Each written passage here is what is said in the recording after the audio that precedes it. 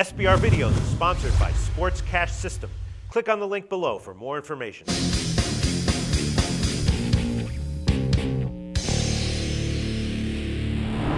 Hi, welcome to SBR Forum Videos. I'm Peter Lojak. This is the Handicappers review show that we do every Monday where we take a look back at how the records of all the professional handicappers in the game preview videos that I do each week actually did. And this week we're also going to review the records of the writers for SBRforum.com. The writers have actually had a pretty decent record overall in the NFL from what I've told. That's not a record that I compiled. That is what I was just told their record is. But overall it's pretty good. But the handicappers in my videos did pretty good this week.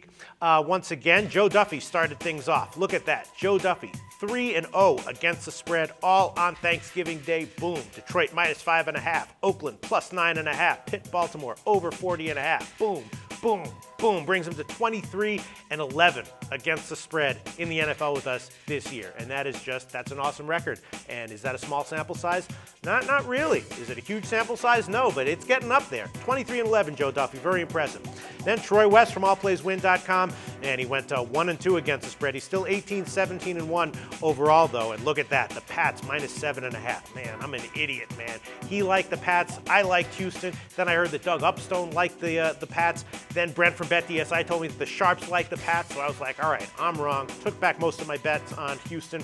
Houston covered, but Troy West still got a great winner with Jacksonville. I agree with him on that. Obviously, a good pick there.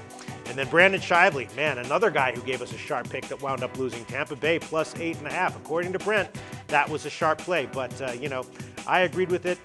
Wound up losing. Maybe these sharps don't know what the hell they're talking about. But according to Brent, that was a sharp play. Brandon Shively does have to take another loss. One guy who definitely knows what the hell he's talking about, though, is Stephen O from EventDataServices.com, who gave us another winner. Denver minus 4.5. That's now 4 weeks in a row that he has given us a winner, and that coincides with his decision to start giving us his premium picks. Last week, Denver was one of his premium picks. Gives us another winner. Now he's 7-6-1 against the spread overall with us.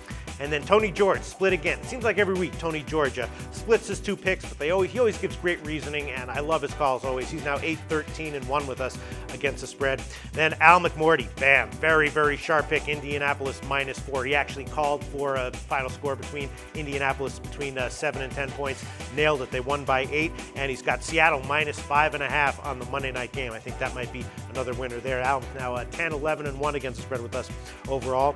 And then Scott Kellen split his two picks, and another one, Chicago, Minnesota over 49 was another pick that he gave us that wound up being a pick that Brent told me was sharp, and that one also lost. All the picks that Brent told me was sharp this week were also picks that the professional handicappers recommended, and they all lost. But Scott Kellen did split his two. Atlanta Buffalo over 46. That was obviously a super sharp pick. That line closed at 48 and went over easily. Scott Kellen's now 12-8 against the spread overall with us.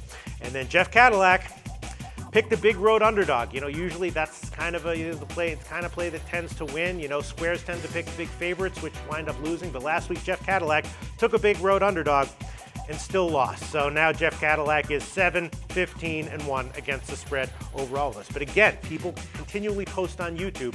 Jeff Cadillac is my favorite handicapper that you guys have on your shows. Please keep him on. So we're definitely going to. And then Chark Harrison gave us an over in the Arizona-Philly game. That one lost. That drops him to 2-5 against the spread. Chark's got to pick it up. And then let's take a look at how things went in college football, starting out with Troy West. Troy West went 0-2 against the spread, took 2 Pac-12 losses there. But Joe Duffy, bam, another big week, 4-2 against the spread in college, including nailing both sides of the Iron Bowl. Auburn plus 10.5 and the over 54.5. He nailed the Iron Bowl. That was a great read on that game. And the others were tough games, but he wound up going 2-2 in those as well. And then Steve from collegefootballwinning.com split his two picks, going 1-1 with us, winner with South Alabama, and he gave us Wisconsin minus 23.5. And again, Brent from BetDSI identified that play as a sharp play last week. Also, Steve said he liked it, and that one also lost. So I don't know what the hell was up with all these supposedly sharp picks last week, but a lot of picks that were supposedly sharp and that our handicappers recommended that wound up losing. And now let's go down the records of the writers. These are the guys who write articles for us at SBRForum.com, and these are supposedly their records in the NFL. A lot of these records are not too shabby. Let's go down. Jason Lake, 29, 28, and 2 against the spread. That's not that great of a record. And Joe Frieda, 8, 6, and 2 against the spread. That's not that shabby. Steven Suarez, 13, 8, and 1 against the spread in the NFL. Not too shabby. Doug Upstone, 13, 9, and 1 against the spread in the NFL. That's not too shabby. Steve Merrill, 6 and 4 against the spread, supposedly. That's not too shabby. And then Swingin' Johnson, 7, 5, and 1 against the spread in the NFL. Another not too shabby record. So all in all, these guys on the front page of the forum seem to be giving pretty good advice in the NFL. Congratulations, guys. And then the Pete's Parlay last week, all right, both of them did lose again. I'm still significantly up for the year. I'm still up $591 with a base of 100, so I'm still up almost 6 units. That's a 32.8% return, so, that's undeniably a good record, but I hate having losing weeks ever. I'm going to have a winning week this week. I can almost guarantee it. And that's the Handicappers Review Show for NFL Week 13, college football Week 14. Thanks so much for tuning in, and we will do this once again next week.